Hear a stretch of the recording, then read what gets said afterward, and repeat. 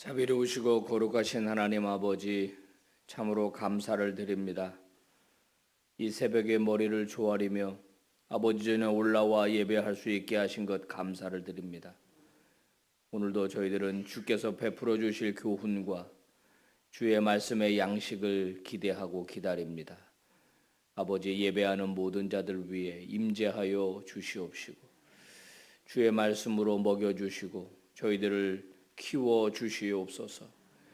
오늘도 새로운 용기와 지혜가 하늘로부터 올 텐데 아버지 다 받아 누리게 하여 주시옵소서.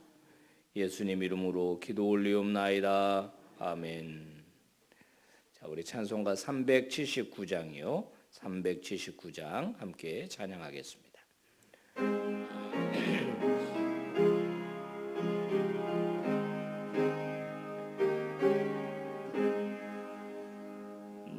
내 갈 길 멀고 밤은 깊은데 빛 되신 주 저 본향집을 향해 가는 길 비추소서. 내 가는 길 다 알지 못하마 한 걸음씩 늘 인도하소서.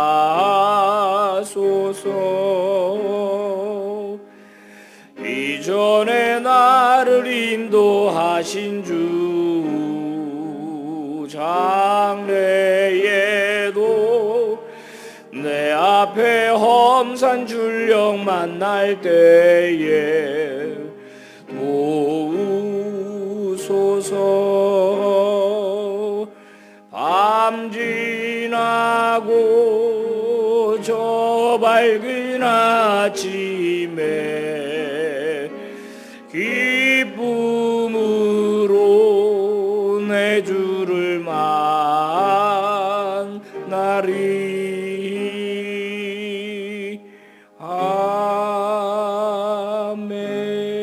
아멘.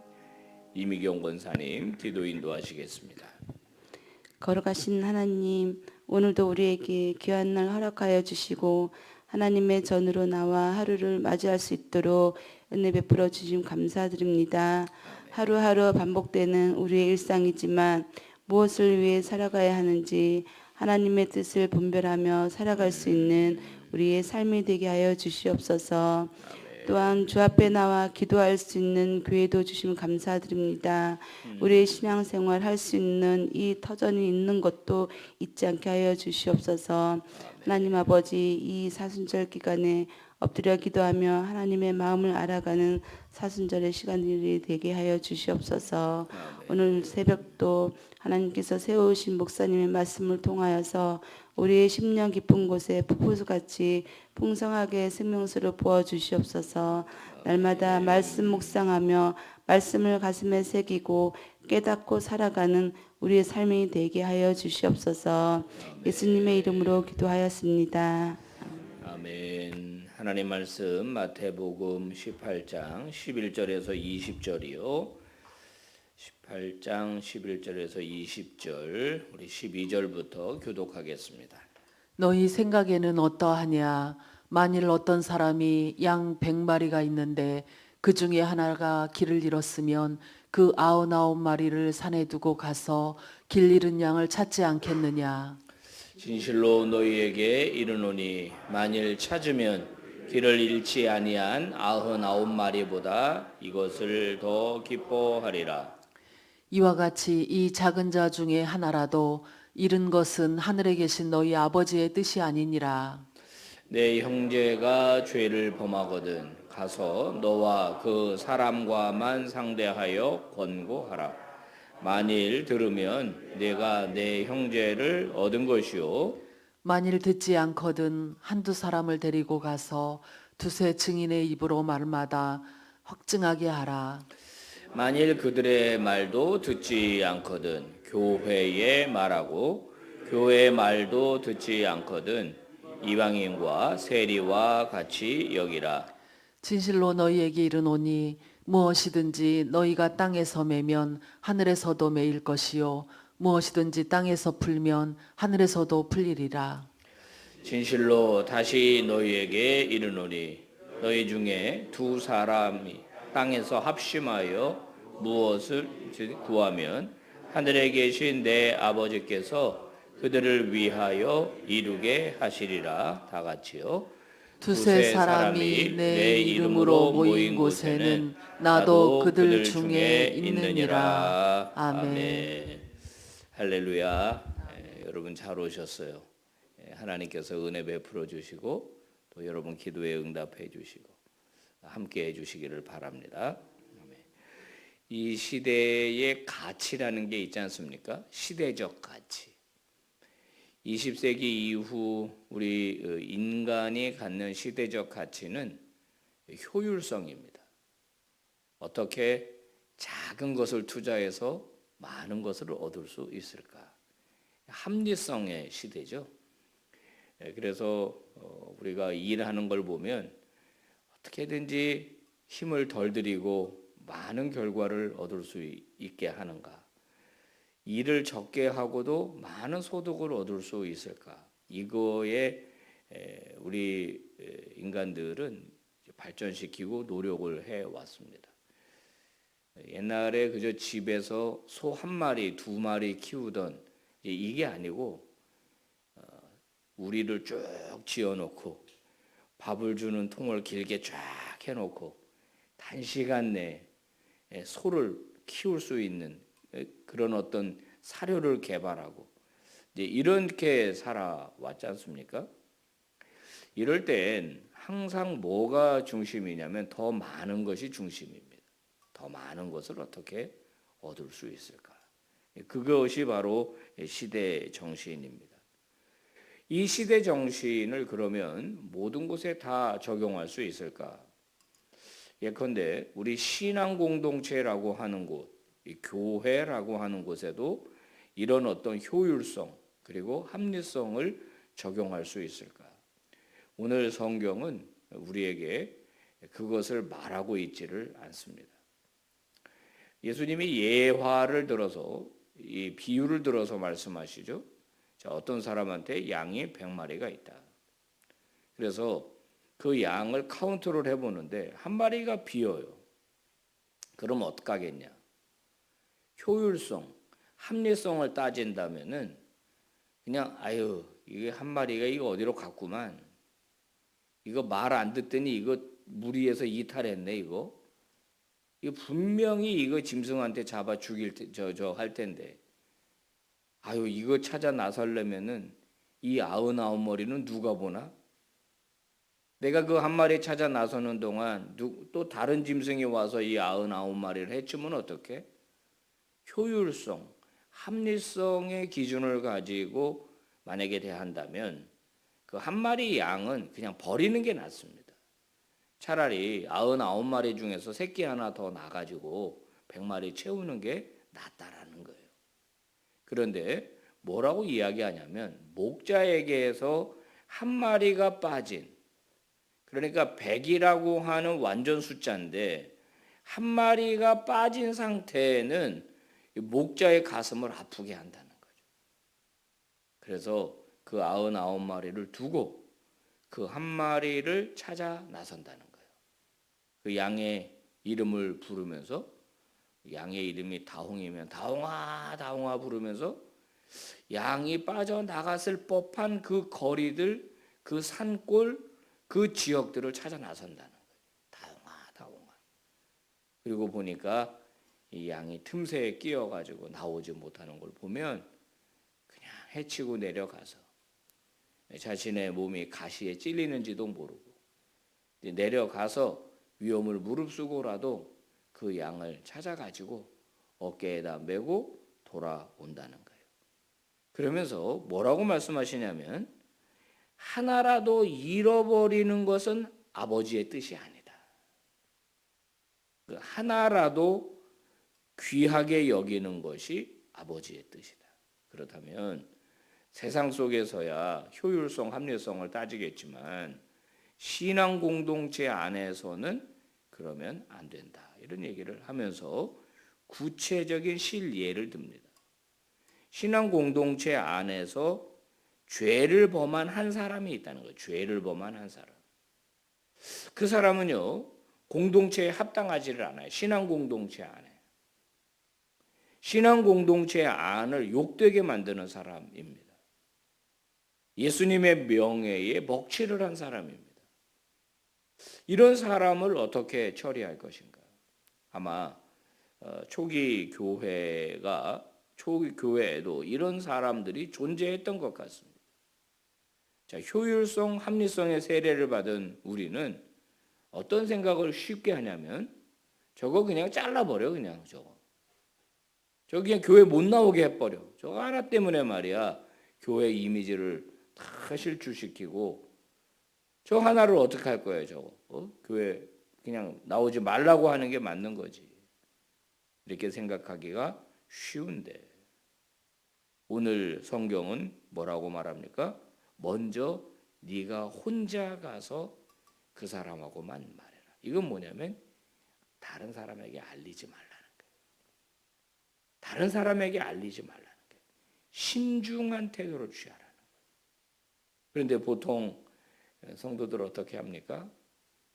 그 사람에게 말하기 전에 많은 사람에게 말을 해요. 야, 누가 이렇대. 누가 이렇대. 누가 이러는 거 봤어? 그러면서 먼저 말을 퍼뜨리는 거예요. 근데 여기에서 문제가 생기는 겁니다. 그 사람이 돌아오고 싶어도 회개하고 싶어도 그 장이 이미 사라져 버린 거예요. 이미 전부 다 알고 있어서 손가락질을 해버리니까 신중한 태도입니다. 신중한 태도. 자, 그래도 듣지 않으면 어떻게 할 거냐? 한두 사람을 더 데리고 가서 두세 증인의 입으로 한 번 더 권면하라는 거예요. 그래도 듣지 않거든. 그때는 공동체 전체에게 알리고 세리와 이방인처럼 여기라. 이런 이야기를 합니다. 이게 무엇입니까? 여러분, 신앙 공동체 안에서 범죄한 자를 처리할 때 최대한 그 사람을 얻으려고 노력해야지 치리를 남용하지 말라는 겁니다. 그리고 사람을 쳐내는 걸 너무 좋아하지 말라는 거예요. 치리의 정당성을 확보하기 위해서 나 한 번 갔다. 자, 두세 명 같이 얘기했다. 끝. 이런 식으로 하지 말라는 거예요. 그러면서 맨 뒤에 주님이 이런 이야기를 합니다. 너희 중에 두 사람이 합심하여 무엇이든지 구하면 하늘에 계신 아버지께서 그들을 위하여 이루게 하실 것이다. 그러니까 이 앞 얘기랑 붙어서 기도 얘기를 하고 있으니 여기서 교회 공동체 두세 사람은 반드시 그를 위하여 기도할 것에 대하여 말씀하는 겁니다. 안타까운 마음으로 사람에게 말하지 말고 먼저 하나님에게 말하라. 두세 증인의 입을 통하여 그들이 먼저 하나님 앞에 충분히 기도하고 그 사람을 다시 얻기 위해서 애쓰고 수고하라는 겁니다. 저는 이런 말씀을 보면은 가슴이 아플 때가 한두 번이 아닙니다. 왜냐하면 오늘 성경에 말씀해 주시는 이런 교훈에 대하여 반대로 생각했던 적이 있었기 때문이죠. 많은 새가족이 등록을 합니다. 우리 목사님들도 참 애쓰고 수고하면서 그분들 우리 교회에 정착시키고 우리 교회 성도가 되게 하려고 애를 씁니다. 근데 이게 제대로 안 될 때가 있거든요. 물론 우리의 무관심이나 우리의 부족함도 있지만 또 그분들이 이제 생각이 바뀐 거죠. 그래서 등록은 했지만은 이런 일로 저런 일로 상처받고 이런 일로 저런 일로 마음이 이제 이렇게 다쳐버려 가지고 다시는 교회를 안 나오겠다는 거예요.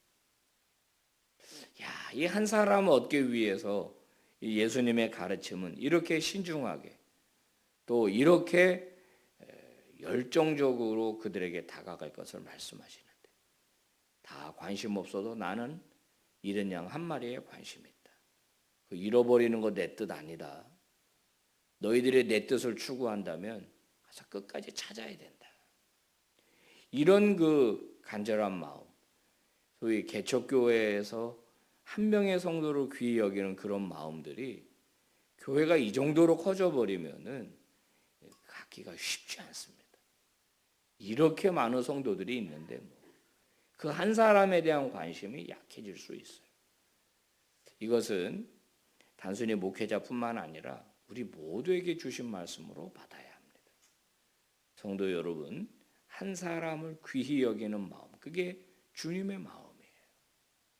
그저 한 사람 쉽게 그저 내치는 거, 내 마음에 안 맞는다고, 그가 나에게 잘못했다고, 버릇없이 굴었다고, 예의가 없다고 쉽게 내치는 건 하나님의 뜻이 아니다라는 거예요. 저는 오늘 이 말씀을 듣는 저를 포함한 우리 모두에게 바로 이 주님의 마음, 한 마리를 찾아 나서는 목자의 마음이 부어지게 되기를 바랍니다. 여러분, 흔들리지 않고 피는 꽃이 없습니다. 잘못하지 않고 자라는 아이가 없습니다. 또 문제 없이 정착하는 새신도도 없습니다. 한 사람을 귀하게 여기고 끝까지 찾아가고 또 찾아가고 그런 마음을 가지고 교회 공동체, 우리 빛과 소금을 세워가는 저와 여러분이 되시기를 바랍니다. 기도하겠습니다. 아버지 감사합니다. 오늘도 귀한 말씀으로 우리에게 교훈을 주셨습니다. 거룩하신 아버지 하나님, 이 말씀이 오늘 우리 가슴 속에 쉬 사라지지 않는 잘 박힌 못처럼 자리 잡게 해 주시기를 원합니다. 한 마리라도 잃어버리는 것은 내 뜻이 아니다. 신중하게 잘못한 사람들을 처리해야 된다. 세상의 논리를 교회 안으로 가지고 오지 마라. 기존에 많이 있으니까 한 영혼 정도는 이라고 생각하지 말아라. 아버지, 이 말씀을 우리 가슴 속에 새깁니다. 먼저 주의 자녀된 우리가 아버지의 뜻을 받아서 아버지의 뜻대로 몸된 교회, 몸된 신앙 공동체 잘 세워가게 하여 주시옵소서. 아버지, 오늘도 아버지 앞에 고개 숙여 올려드리는 기도를 아버지 들어주시기를 바랍니다. 금향로에 담겨 하늘로 올라가는 이 성도들의 기도의 소리를 우리는 요한계시록을 통해서 봅니다. 하나님은 그 기도를 들으시고 움직이시고 역사하시는 줄로 믿습니다. 각 가정, 자녀들 가운데 함께 하시고 특별히 불신 가족을 위해 기도하는 성도들의 기도를 들어주시옵시고 또 병과 싸우는 성도들을 기억하시고 새 힘 주시기를 원합니다. 치유의 은혜를 베풀어 주시옵소서. 교회가 다음 세대를 힘있게 세우고자 팔을 걷어붙였습니다. 아버지여, 토요 대안학교 잘 되게 하여 주시옵소서. 아버지, 홈플 가정사역이 잘 되게 하여 주시옵소서. 교육부서마다 부흥하게 도와주시고 예배가 살아나게 하여 주시옵소서. 예수 그리스도의 이름으로 간절히 기도 올리옵나이다. 아멘. 예배 마칩니다. 여러분 자유롭게 기도하시다가 은혜 중에 돌아가십시오. 감사합니다.